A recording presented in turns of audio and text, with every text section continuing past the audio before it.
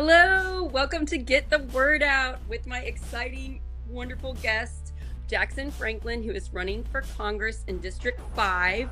He is amazing. He really overlaps with Project Next's media's focus of bringing it to the people.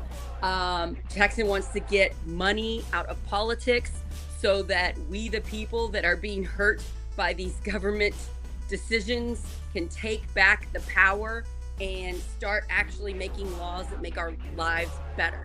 So, Jackson, thank you so much for doing the show today. And how are you doing? Thank you for having me on. I'm doing great. How are you doing? Oh, wonderful. I'm just so thrilled that you're doing this with us. Thank you. Yeah. So, okay, tell us a little bit about you.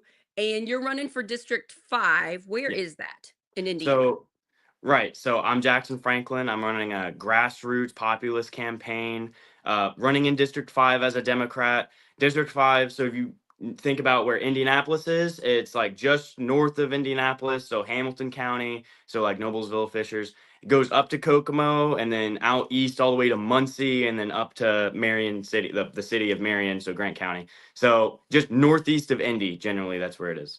There's 9 districts in Mhm. Indiana, so you're 1/9 of it, of the Right, population. Yeah, yeah, yeah, right. and that's Josh Lowry, isn't he Hamilton County? Yeah, yeah, he's the chair of, Hamilton County, he's a good I'm guy. gonna have him on the show next week, so that's cool. That's Awesome. cool. Yeah. Oh, okay, so I was, like, doing a little bit of research about you, and you're a really fascinating person. I just found out talking to you that you are a triplet. Is Yes. that Yes, can you just tell us a little bit about that and who your campaign manager is? Because this is, like, so cool. Right, so, yeah, I'm a triplet, we're, all 25 years old, we're all currently serving in the Indiana Army National Guard, so, it goes Jared, myself, Jackson, and then Julian. Julian is actually, my campaign manager currently, and he's very passionate, much like many of us here on the team, and, yeah, we wanna fight to make a future that represents all of us and not just a wealthy few, so that's kind of what we're doing. I thought Julian was like another version of you, and you had 2 names for a minute because you all looked so similar, but then I saw a picture of the 2 of you together, and I figured it out, and then I saw he was your campaign manager. Right. That's really neat, and I have twins, and, they were triplets, but one didn't make it, and we did the A's, Adeline and Asher, and you guys did the J's. It's really cute. Our middle initials go in birth order ABC, so it goes Really? Jared Anthony, Jackson Bailey, Julian Cole, so Oh, mhm, that's adorable. I love that. Yeah, mhm. that's really exciting. So I was telling Tim Peck, I was like, Tim, can you just get you an identical twin to help you on your campaign? Because that would be wonderful. Like, how is this guy giving a speech in 2 different cities at the same time? It's incredible, it's a miracle. There's like a whole comedian that did Gallagher. Gallagher had his Yeah. brother doing shows for him, and then it turned out bad and it went bad. But like, it's really funny. This has been Mhm. done before. Yeah, like, covering twice the ground as normal politics. We're not doing that, we're not doing You can that. he can just say he can say, "I'm his twin brother, but I can speak on his behalf, and I do look We've like him." We've Yeah. been doing that, like, if there's meetings across the district, like, Yes. I'll go to probably the one that has, like, more people in it or whatever, right? And then he goes on as a representative. I mean, he has the Yes. face, he has the name of the I mean, campaign, he's so, a rep, but it's a better rep. We're doing that with Tim Peck because he can't be everywhere in the 18 counties, but I'm like, it would be very handy if it looked like you. right. The ninth district is huge, like, It's so that's huge. insane. Yeah, Like, he's I got 6 driving counties, and it's like an hour and a half drive across, so, 18 like, counties, 18 yeah, counties, and they're big. I'm in Harrison County. Harrison County right. land-wise is huge. Yeah. Mhm. So, yeah, that's interesting. I Oh, can't man. ever complain about the drive back and forth ever again, knowing the situation you guys are And the facing. state candidates, how do they do that? Like, they're Oh, yeah. driving from the top to the bottom in Oh, one yeah, you day, run and for, like, governor, senator, attorney general, yes. whatever, like, Yeah. that's insane. That's tough. Yeah. Mhm. I'm like, just in my 4 counties when I ran for state house, that was enough. That was hard enough. Right, yeah. Yeah. Yeah. Okay. So, first off, I really like what you're putting out there. Your message is you're like Bernie Sanders. You're for the people. That's kind of what I've been saying about myself. I don't really say like I'm a Democrat or I'm a this, or it's like, no, I'm like Bernie Sanders. I'm moral and for the people, and I want to call out the money. I hate the money thing. And I really love that you're doing that because that is the biggest problem in politics is the money. Can you talk about Why did you decide to run? And why are you focusing on it? I agree with you. It's the Mhm. biggest, hardest problem we're going to have to try to solve. But what made you want to do this? Because running for Congress is not easy. Mhm. Right. Yeah. So what got me involved? So it was, I never thought of me being like I've helped on previous campaigns before as like a policy advisor and just knocking on doors and stuff like that. I never thought I was like, oh yeah, I'll be the candidate. I'll be a congressperson. But because it just seems so out there. It's like, oh, do you want to be president? It's like, well, that seems like kind of far away, right? But then we looked around and I've always been known as like the political guy. Actually, me and my brothers were always like, oh, the Franklin brothers, they're always super political, always can't stop yapping, right? But basically, it was we noticed we were not getting represented. I mean, especially by Sparts, right? Because money in politics just everywhere makes it to where us, the working class people, are not getting represented in Congress. It's only that top one. If you're outside that top 1%, you have very few voices working for you in our And they politics. really don't want you in.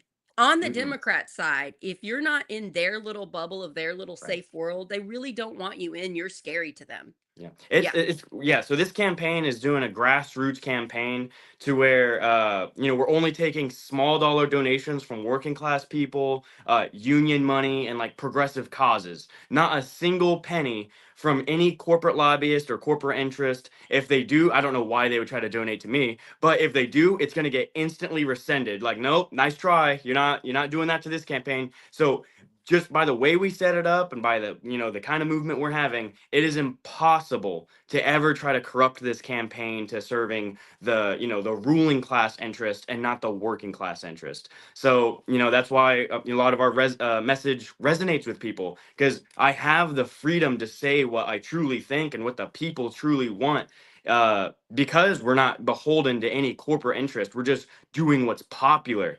Like if 87% of Hoosiers want to legalize cannabis nationwide, statewide, then you'd expect, all right, about like 90% of Indiana, Yes. lawmakers Elected should, officials to do that because that's what the right. people want, right? But Yeah. no, we have industries that lobby against the people's interest for their own, profit Personal incentive. gain, their own Right, yeah, profit. like Yep. Eli Lilly has their headquarters in Indianapolis, Mhm. and they lobby like hundreds of thousands of dollars just in this state and across the country, to keep cannabis illegal because they see it as a competitor to their pharmaceuticals. Their pain That's just one medicines example. and stuff. Oh, I didn't think of that. That makes so much sense. I wanna Right. talk a little bit about Duke Energy. So, the energy prices have gone up because, Duke went in there, and I think there's some other not great energy companies in our state too. Citizen, I can't remember the full name of it, but there's another bad one too that starts with a C,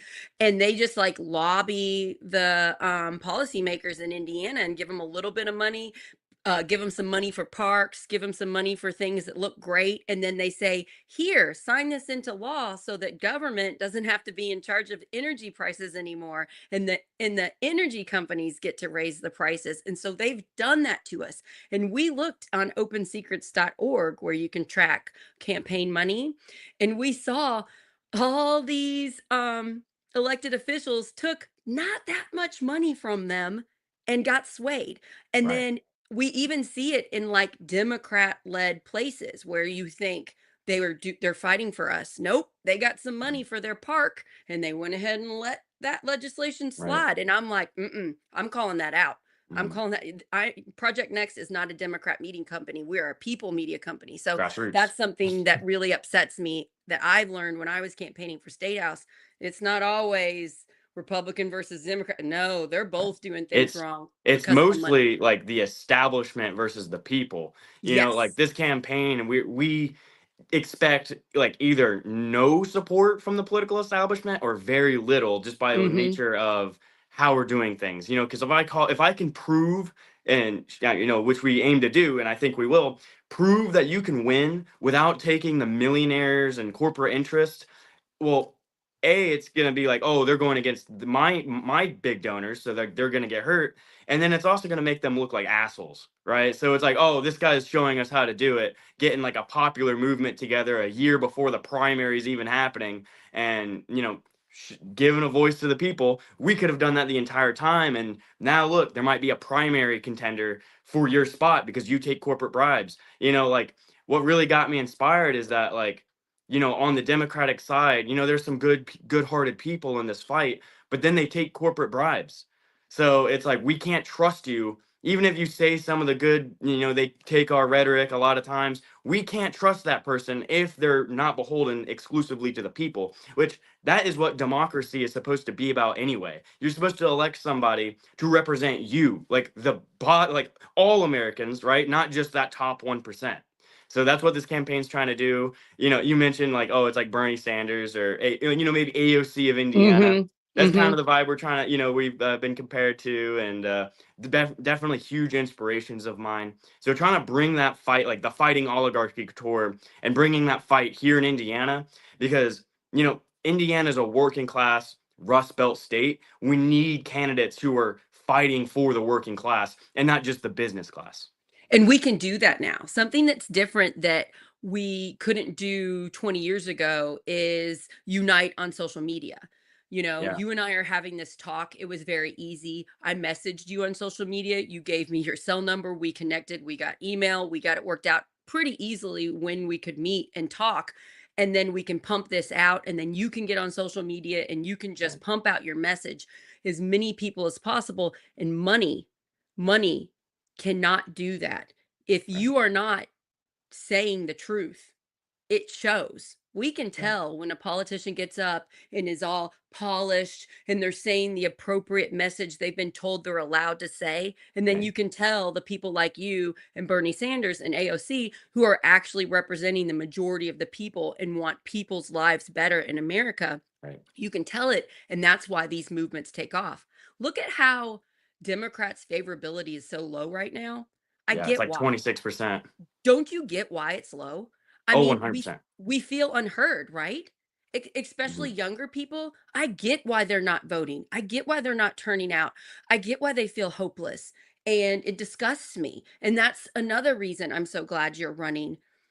I care about you. Many people care about you and your generation, but the people in power do Mhm. not. And we Right. have got to work together with grassroots efforts and get people like you elected. So then the government starts actually reflecting us, Right.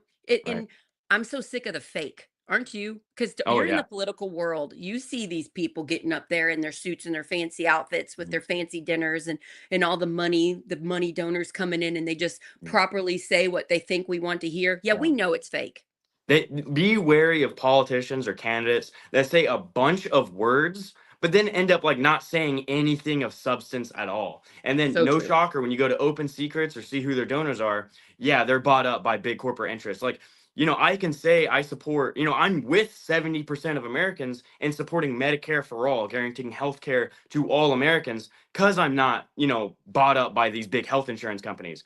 But if you start taking that money, like with Democrats like Chuck Schumer's, who needs Republicans, right? He voted alongside every Republican in the Senate to get rid of $880 billion out of our Medicaid, right? So that we need to get money out of politics. We need the Democrats to grow a fucking spine, right? So we need to grow a spine, get some teeth. Like, hey, the fascists are in the White House right now. We were all lied to. Like, don't like not voter shaming, but the Democrats have to have that counter narrative. As we were talking about before, Trump, like to his credit, said, "Hey, you working class people, you're hurting." But then he lied. He said like, "Oh, it's trans people that are causing that hurt. It's Or immigrants, it's immigrants. black Yeah. people, it's gay Hmm. people, all these dangerous It's threat minority Democrats. groups," right? Yes, But yes, there yes. is the Democrats got to come out here on a populist message and be like, "Hey, there is a dangerous minority group in this country, but it's not the one they're telling you about. It's the top 1%. It's the oligarchs ruling this country that break down our unions, lay off our jobs, send our jobs overseas, bribe our politicians, Yeah, yeah, and cut our Medicaid and yeah. privatizing it. That they're like, I'm a an army combat medic. I have many friends that rely on the VA. And right now, these politicians are trying to privatize it to make a buck for their Oh rich yeah. buddies at our Mm-hmm. expense. So they're Yeah. only ever serving the rich. And now is the time to stand up and have candidates and a movement that represents working class people. Yeah, and the thing that we need to do that I know you are aware of is we need to unite the working class people because Mhm. like you said, they have been lied to. Somebody came out and said, "I care about you." And again, one benefit of Trump, one superpower he has is he literally says what he's thinking. He seems honest, even though one minute he says one thing and the next minute he seems another way. Whereas the Democrats are putting these polished people, these messages that have been approved, and they're not just saying what we want to hear and then doing it, saving us, being there for the people, for the working class, the middle class, the lower, being for all of us. And we see it, and it is destroying us. We need people like you and AOC and Bernie and all the other brave people. Tim Peck is one of them. Um, to fight for us, and then we need to vote for you all and get you power. But what is so hard is the division. These people that are being hurt by our state government, by our national government, are voting for these people because they're being lied to. We have to stop yelling at the voters and we have to reach them compassionately. And I think that is our hardest problem right now. When I go out and I speak to crowds and I talk to people, that's the main thing I'm trying to promote. Don't fear your neighbors, don't hate them. What is your spin on that? How are you handling that? Because it is a big problem, this division we have in our country, in our state. Right. So yeah, most of our issues, they want to divide us like left and right. But Hmm. it's really not. A lot of most issues are not left and right, especially like economic issues, like get away from the culture war. It's really top and bottom. It's Right. really left and wrong, no, right and wrong, Right, right? right, right. So Yeah. like, if I want to get rid of like lobbying and government and get rid of the influence big money has on our politics, that is the bottom 99% versus that top 1%. So I'm no mathematician, but I'm pretty sure that 99 is a lot bigger than one. All right. If a world that makes sense, our politicians would be more scared of the voters than they are of their like dear leader Donald Trump, who's gonna post a mean tweet about him, and like they just all fall in line instantly. So basically, the message this campaign's trying to bring out, and like a lot of other candidates, is that populism. Many people say, "Oh, politics is divisive." It doesn't have to be. When you Right. have the right message, it's a unifying thing. Like as I said, most people want Medicare. 70% of Americans want Medicare for all. When I say that, that unites. Like even conservatives have told me, like, hey, I've never voted Democrat, and this may sound cliche because a lot of probably politicians say this, but they tell me like, hey, I've never voted a Democrat in a day of my life, but I would vote for you because you're actually against the system. You're actually against the political establishment on both sides. We're like I said before, we're not going to have any help from the political establishment, and we're going to take them on for the people. Someone's got to stand up and fight.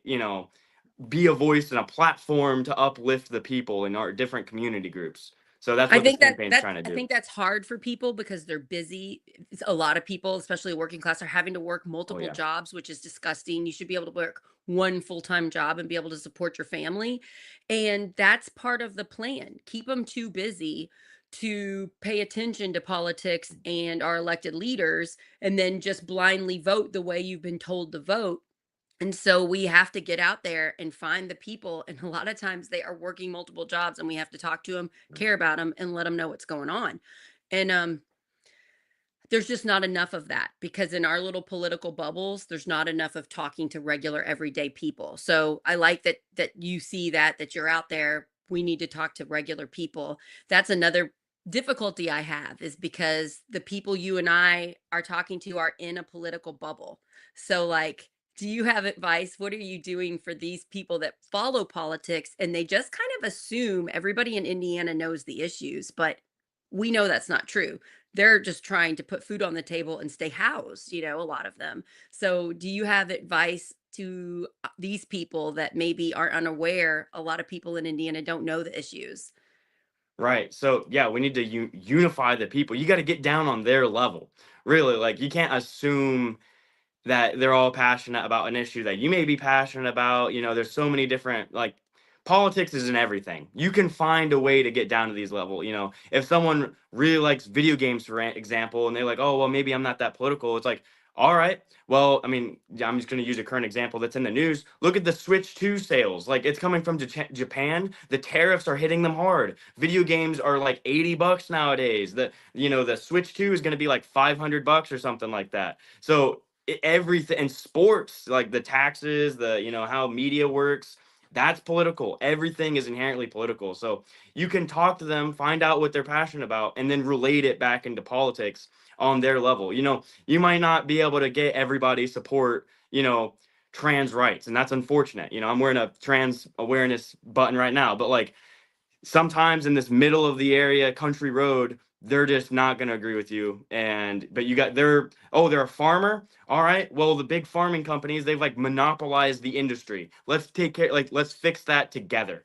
So unifying the people against these oligarchs, because by the end of the day, that's the big problem. It's no war but the class war going on right now, and the working class has not begun to fighting back yet, and we got to Just, stand yeah, up against the oligarchs. just always remember, everybody, the rich want us fighting, because if we unite, we overpower the rich and then we help us.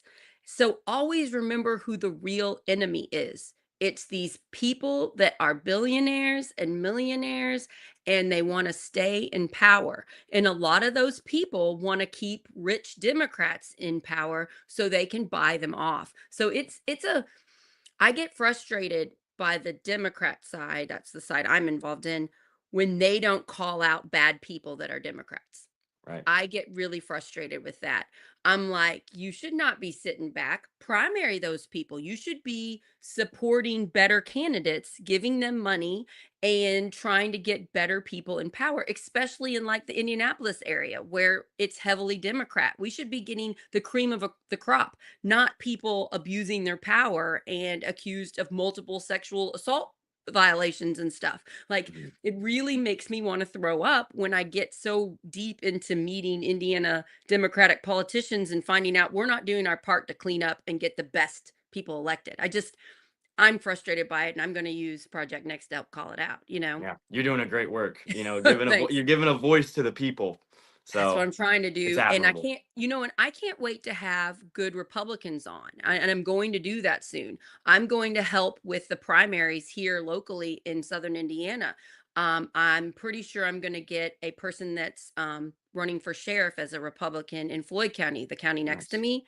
Hmm. I talked to him on the phone. He has a lot of great ideas. I'm going to have him on the show. And you know what? We're not going to agree about everything, but he has a good chance of being the sheriff in Floyd County. I'd like to be friends with him, and I'd like to tell him my issues and hear what he's going to do as sheriff. Sheriffs have a lot of power in a county. So we got to get over the fear of the other person that votes with a different letter.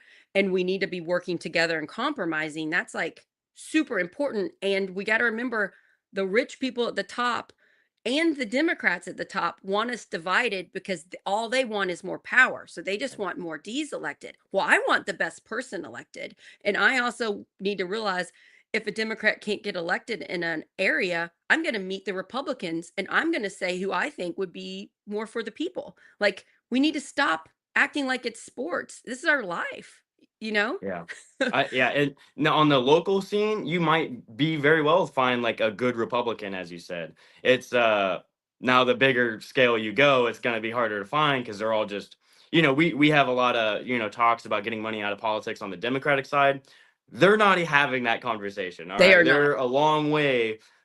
I think they're going to have to be like forced to let go of their big money interest. And because that's all by the end of the day, that's what they really care about, is serving the rich. So on the I'm trying national to like scale. On help. local level, you can get someone who like is really like, hey, I just really want to help out my community. I'm like, yeah, go for it. It's But so weird. So in my county, in Harrison County, it's 100% Republican here. And so I went from the last primary last year and decided to meet the Republicans on the primary ballot and endorse some of them. And I got in a lot of heat. I almost got kicked out of my party for doing that. And but I'm fine and we're all friends and it's great. I love my people on the Democrats in the Harrison County. So everything's good, but I was really pushing buttons there. And I met some good Republicans locally. But also, the chair of the Republican Party is like the people we know, where he's very controlling. And if you don't do what he says, he does try to primary you and get you kicked off. He also is known to use those gatekeeping laws where if you didn't vote Republican so many times, he'll kick you off the ballot. Or if you did your paperwork wrong, he'll kick you off. He's kicked off independents trying to run It's for like county undemocratic. council and stuff. Yeah. Mhm. And How about he we just tried to let the kick off people vote for who they want, you he know? tried to kick off 9 Democrats a couple years ago, because of a paperwork error, but we were able to get it fixed because good Republicans stuck up for us and we were able to vote and get it fixed. Um, and so I'm trying to figure out how do I help my county? And my guess they need to be precinct chairs, right? We need better precinct chairs on the Republican side. But how do you take down this person that's been chair for a while and really wants to stay in power? And since I'm not a Republican, I can't get in there and do it, but I am trying to encourage good Yeah. Republicans to do it. I have found out good Republicans have tried to take him down and he's gotten rid of them. So Oh, I'm goodness. seeing it at the local level and it's discouraging, but also there are some good Republicans that are elected in our county and I'm friends with some of them. So he doesn't have as much control as he thinks he has, but I mean, I'm trying to figure out this problem because I think if I can figure it out at a local level and tell it to you all, we can all start doing it and maybe we can help. But yeah, we're trying to clean up the Democrat stuff. The Republicans, it's going to be even harder. Like what you were The saying. rich and powerful are definitely in that camp. You know, the Republic. I mean, you could see in Trump's inauguration on the national level where you had like the three most wealthy men in the whole country sitting right behind him, all billionaires, and then he had 15 more billionaires in his staff. Like, there's never been more billionaires in any administration in the history of the whole country, and it's insane. Like, the oligarchy is very alive and well. Yeah, I've never You seen know, this before in America. It's like Russia does this. Russia's run by right? oligarchs, and it's starting to happen here. Now we have democracy, and the courts are trying to strike some things down. Are they going to listen to the courts? We have to wait and see. We still have democracy. We still can defeat this. And so we must try everything we can to get good people like you elected in the next election to fight this. And we can fix it. But we have an uphill battle and we have to unite. And we can't be nitpicky on, oh, you don't believe one thing I believe. We can't be friends and work together. We got to stop that crap. I hate the purity test that Democrats like to do sometimes. I hate that. Do you know what I'm talking about? Where if you There's don't some align I 100%. 100% I understand that, but I see the other part where it's like, there's a lot of establishment Democrats that are like running away or like throwing trans people under the bus. They're like, "Oh, Oh, clearly we went too far left or something. We really struck a nerve." It's like Kamala Harris did not run on trans issues. She lost for other issues. So how about you stop throwing, minority groups under the bus and just grow a spine and stand up? Or there's like other issues where it's like, yeah, the litmus test, like for me, if they take corporate bribes, I know I'm sound like a broken record. no, I it's fine. know you're not going to represent me. Or if like the big litmus test, if you support a genocide, I am not gonna support you. Like I'm like that's strike one. It's not like baseball. You get three strikes. That's strike one. You're out. That's such a low bar. And yeah. So some litmus test is good. Like, do you support upholding? Like, I wouldn't vote for a Nazi if they ran for the Democratic ticket. There is a line somewhere. So Yeah, I get what you're some form saying. of litmus test is healthy. Like just because they got I the D next to their name doesn't mean they get away with everything they're saying. So I think what I would do first, because I'm a born teacher. I taught 5th grade for 18 years, and that's one thing that makes it helps me in doing a media company because I know how to talk to people and try to keep their attention because it's hard to get 10 and 11-year-olds to listen to you to teach them something. Um, I think we should talk to the people first, have a conversation with them, and see if we can reach some type of common ground. Because what I think we're missing when we're doing that, we're missing the fact that they've been fed fake propaganda. They believe these intense things because they've been taught things as fact when it's propaganda and it's hate. And I get what you're saying. Hate is hate. We should call it out.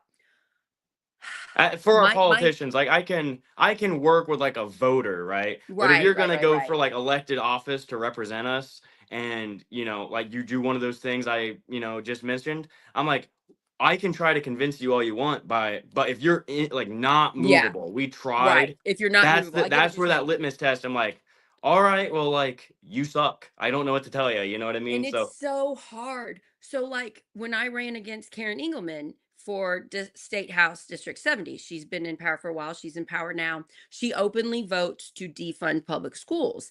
And she didn't attend very many political events, but I did go to one event where we both spoke. And I spoke about saving public education. And then she spoke and said, the money follows the child, and that's the right thing to do. And I really realized this, 72-year-old woman does not understand this issue. She has been lied to. She has been given this spot because she was a yes person and she was going to do what the Republicans told her to do. She was going to pass legislation and sign it based on what they told her. And I just wondered if her and I could sit down and if she would be willing to listen, could I help her see that it's not following the child, that it's hurting so many children? And I don't know. I wish I would have. I tried to talk to her. I tried to set up a conversation. She wouldn't speak to me. I didn't want to seem scary to her. She's an older woman. I think she has health issues. I care about her as a person. I just don't want her in that job of power she's hurting, harming us, she's harming so us with her policies. I don't want that. as much as you could personally be friends with these people, they are actively hurting the Yeah, and people that's we what I'm love and like. care about. I'm like, So is there a way? Could I have gone to her at that event? Because that was the one time I had time. I could have walked up to her and spoke to her, and I chose not to. Looking back, I wish I would have walked up to her and said, "Listen, can I just explain to you about the public school defunding problem and just see if she would listen?" I think if we all tried that, maybe just 5% of the time we would move them, but think how much that would help if we right. tried. Like, because in Indiana, we're at extremists in power. We're at least Yeah. 70% are one side, and those sides seem to be not listening to us because of the money problem. If we tried, instead of just constantly attacking them, if we just tried to have a conversation with them, would some of the time we get somewhere? And I think yes. And I was talking Hopefully. to the president of the Indiana Coalition for Public Education yesterday, Mhm. and she said she's so frustrated with this being a political issue, saving public schools, because she said, we'll meet with these people and we can get rid of some of the bad. And I'm like, we should be doing that more. That's Mhm. what I'm saying. Yeah, We're, well, like we tried, like I was at the state house 2 days ago for the teachers, oh, thanks for and doing that. a sea of red. I don't have the exact number. I'm I guessing here, saw those. 400, I saw a 500 lot of people, I'd videos. say. Uh, but yeah, we went into the governor's office. He wasn't there, of course, because he did not want to hear us. But we left him a big old note saying, "Please don't cut this." And like, oh, we were right outside this, their lawmakers' offices chanting to protect like fully funded, fully public, fully funded, and you had all these teachers, concerned parents, just concerned citizens all around making our voices heard, like asking them to please. Like we had this huge petition that we signed, just talking about protecting our public schools here in Indiana, and then the Republican supermajority like laughed at our face. Like they the very next, well, no, actually, it was just a few hours. It was like 10:30 p.m. Like later that day they immediately cut it. So it's like they didn't want to listen to us. And no matter how many teachers come out and say, hey, or parents, like, hey, I don't want to drive 20 miles to if you close down my school district, or, like I grew up around Union School District. I played against them in all the different sports, football, wrestling, and all that. They're just shutting it down. It's my representative, senator, or state rep, JD Prescott. He is directly responsible for authoring the bill to gut the public school in his district. So that's kind of just, it's inhumane. It's immoral, right? To get rid of children's And education. and why are they doing that? Why are they Money. cutting public schools? Money. There's so much money in charter schools. So much money. They're And bought. there's bad loopholes in our laws, and they were written by these people making the money off of the charter schools. They literally wrote the law gave Yeah. it to these people that they give donations to, and these lawmakers got it signed. So now we have these loopholes where you can start a charter school, get a bunch of kids in, a bunch of those kids then leave, you close down the charter school halfway through the year and you keep all the money, and it's just a legit scam. Right. And it's money. So it's the Yeah. main thing you're trying to go after, which is what I love so much about you and your campaign and what you stand for. And I just want everybody to realize everything, every issue that we're talking about. Why aren't they listening to us? 90% of Hoosier It's kids attend corruption. public school. Why aren't they listening? It's the money. We have to go after the money. And the Democrats take the money too, not as bad, they're not as bad as the Republicans, but it's on both sides. Mm. You And got to how do hold them we do it? accountable. You got to hold them Yeah. accountable. We need to donate our grassroots money to people like you. You can go to your website. What's your website? Jackson Franklin for Jackson Congress? Franklin for yeah, JacksonFranklinForCongress.com. You can see our full policy platform, see how to donate, just see generally about me and the movement. And there's also a calendar to track different events. So you Yeah, could go go meet there and them. see how to get involved. You could register to vote. You can, yeah, and just see about all the different policy issues. And we're going to actually be posting like our YouTube videos there. So Oh, use the cool. drop down policy widget. We're soon to be uploading like YouTube videos. So you can either read about, Medicare for all or, banning super PACs, or you could just watch me talk about it and And you're learn. on Yeah. most social media too. Like I just Yes. typed in your name and found you Yeah. everywhere. If you Yeah, type yeah, in yeah. Jackson Franklin for Congress, TikTok, Instagram, Facebook, I'm trying to get more on Blue Sky. So Yeah, I me think too. it's, Yeah, I we're not forget very, my I think we have handle like there, but 60 something followers on Blue Sky. I'm trying as yeah, well. same. Yeah. Yeah. But But you're yeah, doing a so really good job of getting your word out. And it's because you're authentically you. And it's because what you stand for is wonderful. And it's what the people want. So your campaign is going to thrive. Clearly you're going to need people that help. You're going to need donations. So like you don't have to be rich. We kind of don't really want you to be rich, it's honestly. gonna take a village, right? And we right It's gonna now we're take thousands yeah. and thousands of people donating, Mhm. $5 a week or $5 a month or whatever, just doing like a monthly thing that you can Mhm. afford. It's gonna take a bunch of us doing a little bit to support you. And do you know Jesse Brown? Oh, you cut out a little bit. Can you say Do that? you know Jesse Brown? I He's was the with him. I was with him at the state house. I I hung out with him really for like love a him few so hours. much. He reminds me of you. He is on the Indy City Council as Right. a Democrat, and other Democrats on the city council try to stop him because he is like you. He wants to get bad money out. He wants to save our public schools, and not all Democrats on the city council want to save public schools. Yeah. And so he Jesse Brown got elected. He got elected by a lot, Mm. and the people Populist. support him. He's a populist candidate. He Mhm. is doing what the majority of the people want, and that is what you are doing. This is going to happen with you too. You're going to get a large following because we want this. Mhm. But this is hard because the people in power don't want people like Right. us, the Much like people. Jesse, like the establishment's going to come after us in any way possible. Like they won't be able to defend their like atrocious, voting records or anything, but they might go after us like personal attacks, like what we've seen with like Jesse Brown going on. And he's a hero, like for He's a hero. Indianapolis. I He's like think a he's a true hero. fighter for the He's a people. true hero. I agree. Yeah, and someone who could, unapologetically stand up against the establishment and use his platform for good. That like very inspiring for me and definitely what I, want to live up to and I try to aim to be. But yeah, like the politicians, the political establishment that they take these corporate bribes and that's exactly what it is. They're like, "Oh, they're not bribes because that's a different thing." No, no, they're bribes. When you see Chuck Schumer take hundreds and almost $1 million from the private health insurance companies and then he goes to vote and privatize our Medicaid, that's corruption. I don't care who you are, that's corruption. That's night and day. So when politicians take these corporate donations, these bribes, and then they turn their back on the will of the American people, that is treason. We need to call the people out, call these politicians out for being the traitors that they are. And unless we have more grassroots candidates, going all across the country and in the state, we're going to keep on seeing people not represent our interests and only represent the interests of their large donors. Something that you can do to help me is you go out on the campaign trail and meet other people running for office. When you meet Yeah, others that are like you that want to get bad money out of politics, go ahead and give them my number and have them text me so I can put them on the show. I'd love Because to. I'll tell you what, we need some hope. We Mhm. need some hope in Indiana and nationally. Things are rough right now. And me doing this show and talking to people like you keeps me going. It keeps me waking up happy and being able to love my children and put them on the bus and then come and do this work. If I didn't know you all, I would feel hopeless right now. And I know there are people feeling hopeless in Indiana.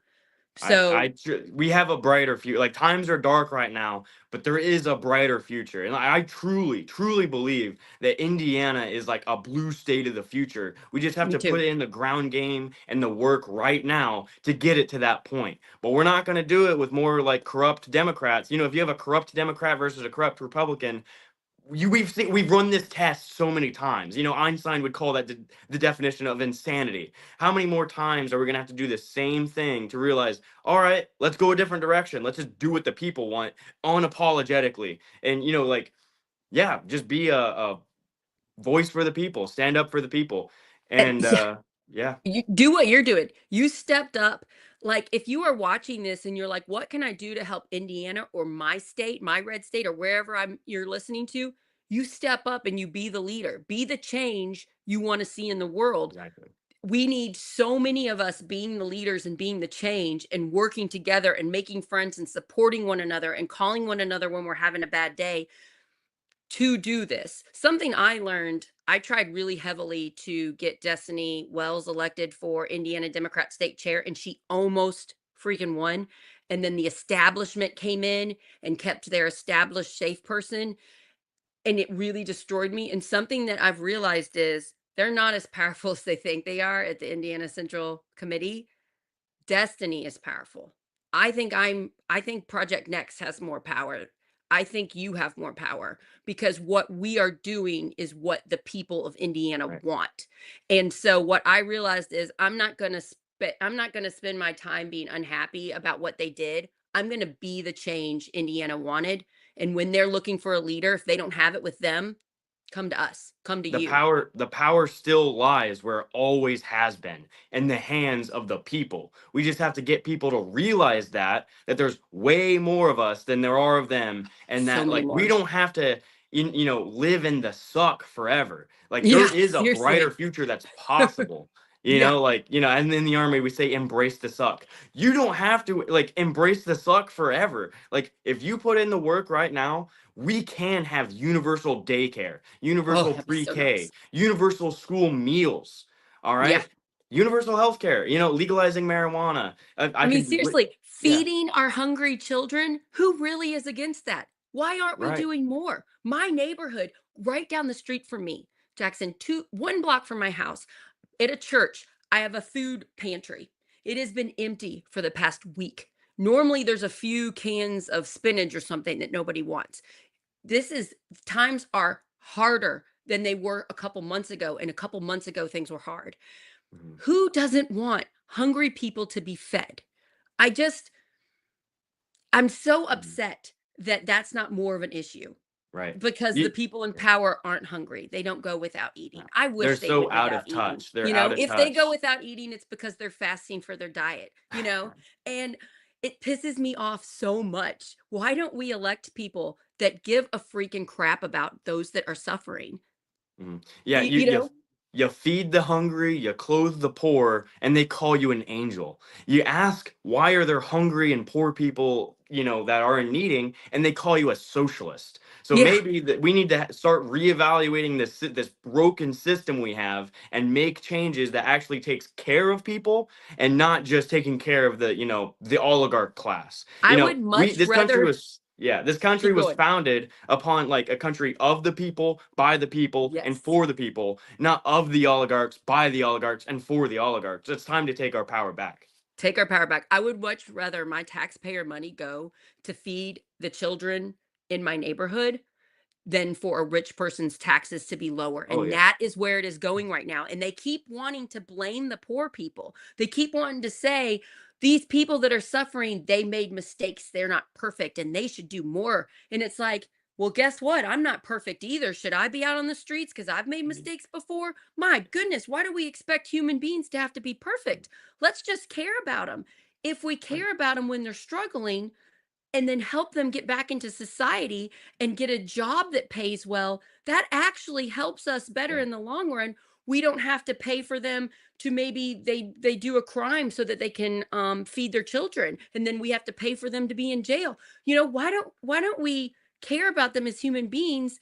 And then it also is cheaper for us as a country, It and is. that it also keeps us safer in our neighborhoods. Yeah. Like, they are wanting us to think these people struggling are the enemy, and they're not. The people profiting off of the people hungry, they're the Right. enemy. Yeah, Yeah, yeah. there's so many systemic solutions that we could have. Like, there's a drug crisis happening throughout this country. Are we gonna fix it by having another like 40 years or 50 years of the war on drugs? That like, oh, you see someone smoking weed, let's beat them up and throw them in jail. We've tried that. That doesn't get us anywhere. Or it's like, not with weed, but like with harder drugs. Like, why are they doing it? It's more of like a disease, and like they have conditions that led them up to that point and they just need an exit. Well, provide them that exit through like different means without taking drugs. And like, okay, well, if they're houseless, all right, why don't we have universal like housing allowances in this country? As long as there is one single person that is like homeless in this country and that number is not zero, we live in an inhumane society. We need to have, universal basic income. That way people have a like monthly allowance to get groceries. We need to have a living wage, like so people don't work like I think, 40, what is 60 the hours I a think wage. the minimum wage in Indiana is like $7 and something. It's like 725, I believe. I think it's the national minimum. As I try to help women in the area stay housed so they are not on the streets, and it's so hard for them to get a job, and then they get a job and it doesn't pay enough for the rent of their like very small, not great apartment. And I'm just like, why are we making it so hard on like these women that are raising children that are doing their best? Why don't we support them? And yeah, the minimum wage thing, most of them give a little bit more than that because that's just really too low, Right. but I am pretty shocked at how low it is to work Right. at businesses around here. In Indiana, it really should be something like $15. And each state's different. Like I think for nationally, I'd be in favor of raising it to 17.25 because that's just like most people need, like on average, that's what they need.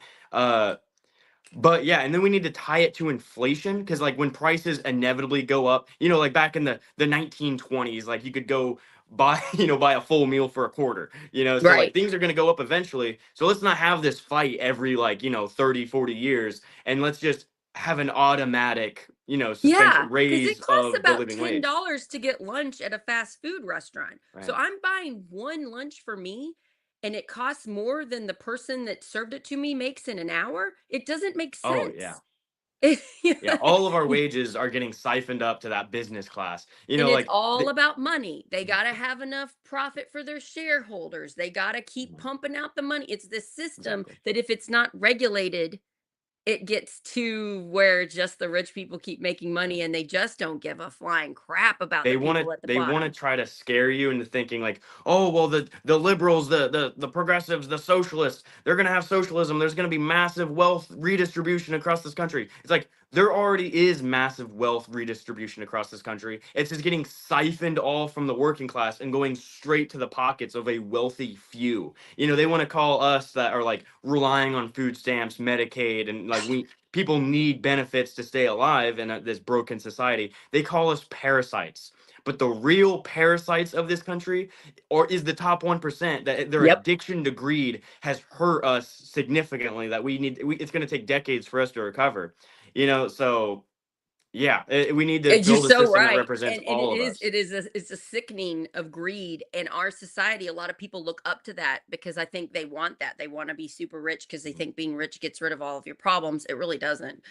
They're like But it does megalomaniacs. They always it want does more and get it more. does help you a lot if you have money to pay for your health care and your food and your rent and stuff. Right. But after a certain amount of money, more than that doesn't line up to happiness. If you have a certain amount where you can pay your bills and if some emergency happens and you're safe, that really does contribute to happiness. But after that level, when you keep going up, it really doesn't show that it makes somebody happier. But we're kind of led to believe in our culture that money equals happiness. Well, certain amount of money keeps you safe and keeps Public you programs healthy. can make you happier. You Yes, look yes, at yes. Denmark and Finland and all that. Yes. They have a Hmm. safety net that like, hey, I can go enjoy, like I can go get a degree in the thing I'm passionate about. And then if that business fail, they start up a business, let's say, and it fails. All right, well, at least I still have healthcare.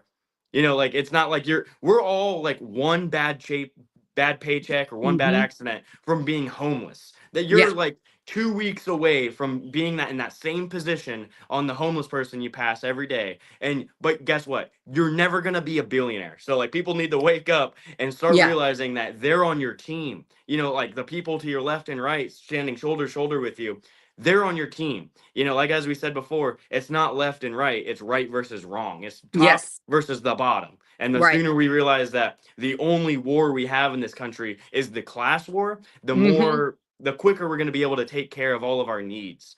You You know? know, you know, on the class war, what really sickens me, and I learned it a lot when I read Dan Cannon's book about pleading. I think it's called Pleading Out. Dan Cannon's a civil rights lawyer that lives in New Albany, and he was on the Obergerville case in the Supreme Oh yeah, Court yeah, yeah. where he helped get gay marriage. It's pretty amazing. Hodges But over. anyway, he talked about how there is a class war. We have social classes in America. We don't like to talk about it, but think about our jails. Who are in our prisons? It's our people that are struggling the most. Somebody that is privileged can probably smoke marijuana and get away with it. Somebody Yeah, that's poor can get pulled over and thrown in jail for it. We yeah. really, we really hurt the people that are already suffering. Just look at who are in the jails and the Right, and prisons. yeah, there's like a racial aspect to that because we have a Oh yeah. racist judicial Mhm. system in this country. So it's Mhm. like white people and black people smoke marijuana at the same rates, but with overt racist over policing of black communities, black people are more than 4 times likely to get arrested. And also with the death penalty being in place in this country, black people overwhelmingly get the death penalty for the same crimes that white people have.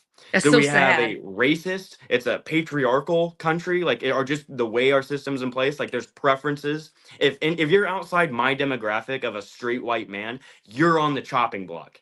They're gonna try to limit your power until they have all of it. So never cede any power, never obey, just up front. Always resist and fight for your rights and fight for the other people's rights. The famous poem, like first they came for the communists, but I did not speak out because I was not a communist. And then and so on, trade unionist, socialist, etc. You got to stand up right now. Right now, they're black bagging legal residents and I know, sending it's them so to scary. a work camp. It happened at So, Purdue, it happened down here in Louisville, it's happening everywhere, just regular people, but their skin is brown. right. They're legally here and they're getting deported to some terrifying prison in some other country, and we don't know whether we're gonna get them back, if they're gonna survive the terrible conditions that they're in. And we have to start standing up. We need Republicans to say this is inhumane. We can't be Right. treating people this way. People need to be sticking up for people, and we need to stop the division. Human beings deserve basic amounts of respect. They deserve a safe place to eat and live and a good school to go to, and these are things that the richest country in the world should be able to provide them, Mhm. and we're not going to be able to provide for them until we get bad money out of politics. Yeah, exactly. And it's There's good. It's an uphill battle, but it's one we can do. We can win. You know. 100%. I mean, France did it. It wasn't. It was. I don't love how violent it was, but there are countries that took back their power. They listen to the people. See how many vacation days a French person gets. Right. They We're the fought for that. only major nation on the planet that does not have paid family leave or paid sick leave. We're the only major country on the planet that doesn't guarantee Medicare for all or universal single payer healthcare to all. And Why is that? It's because we are uniquely corrupt in the Western world. And, to your point, like, hey, yeah, these other countries, they already have these systems. They've had it since like World War II times. UK had their like NHS back in the 40s, or it was like right after World War II. So, and something I will say is that we didn't ask the kings to step down.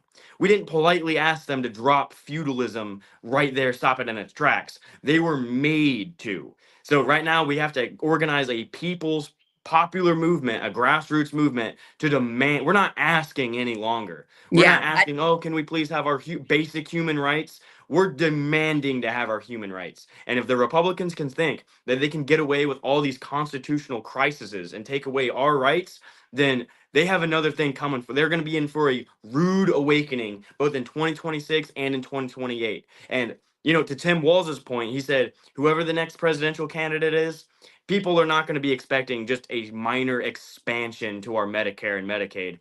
People are going to demand that we have a single payer system.